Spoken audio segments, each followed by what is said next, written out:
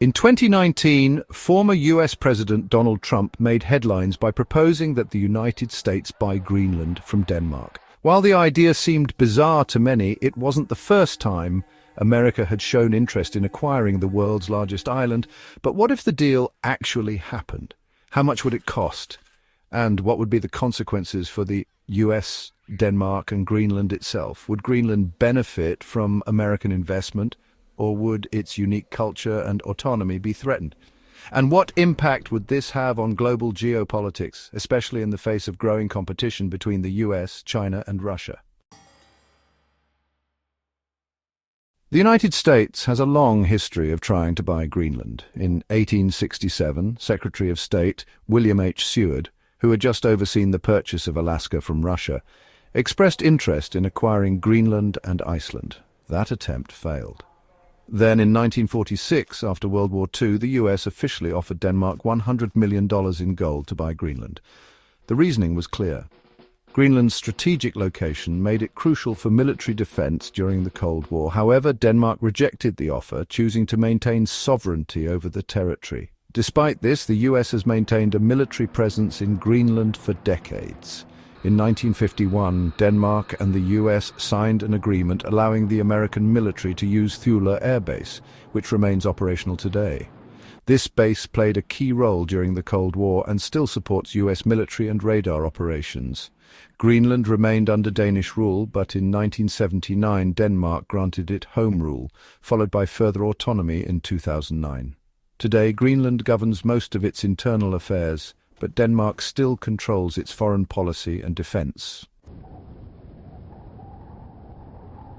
If America were to acquire Greenland, the biggest advantage would be strategic military positioning.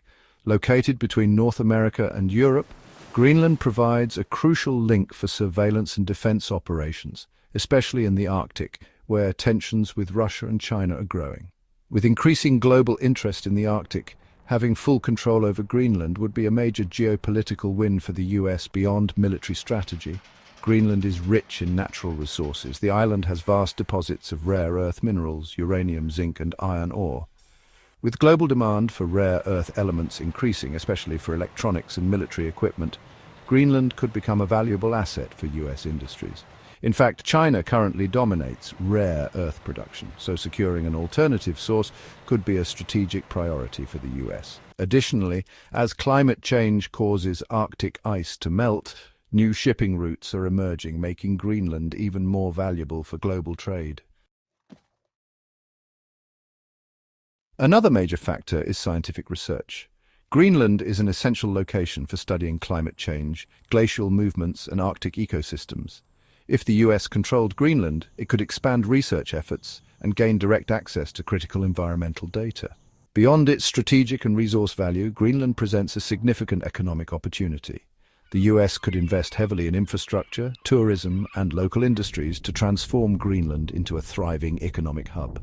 Major industries such as fishing, mining, and renewable energy, especially wind and hydroelectric power, could flourish under American investment. Tourism could also see a major boost. Greenland's untouched landscapes, stunning icebergs, and northern lights attract thousands of visitors annually. If the US improved transportation, built better accommodations, and marketed Greenland as an exclusive Arctic destination, tourism revenue could skyrocket, providing employment opportunities for local Greenlanders. Furthermore, with Greenland's vast empty lands, the United States could explore technological and scientific projects such as space research stations, data centers utilizing natural cooling, and advanced Arctic farming techniques. The island could become a center for innovation in extreme climate technology. Greenland is an autonomous territory of Denmark, meaning it has self-governing powers in most areas, such as education, healthcare, and natural resource management. However, defense and foreign affairs remain under Danish control.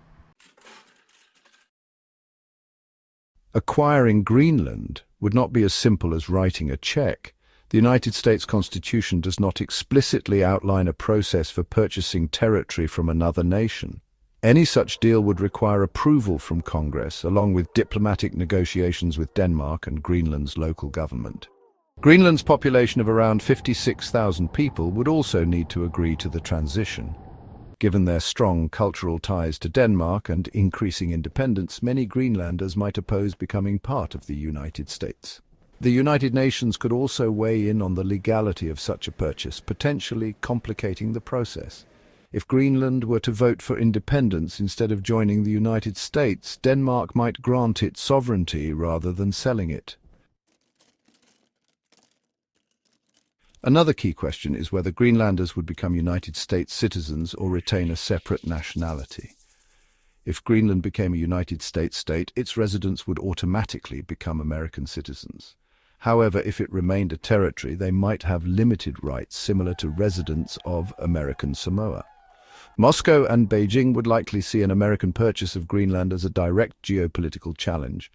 Russia, in particular, has military interests in the Arctic and might respond by increasing its military presence in the region. China, which has invested heavily in Greenland's mining industry, would also resist losing influence over the island's resources. The NATO alliance could also be impacted, as Denmark is a NATO member. If the United States took control of Greenland, it might lead to strategic shifts in Arctic defense planning.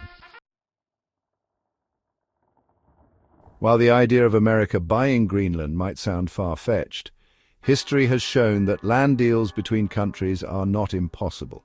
If the United States were willing to pay a high enough price, and if Greenlanders themselves supported the idea, it could become a reality. But for now, Greenland remains Danish, at least until the next American president makes an offer.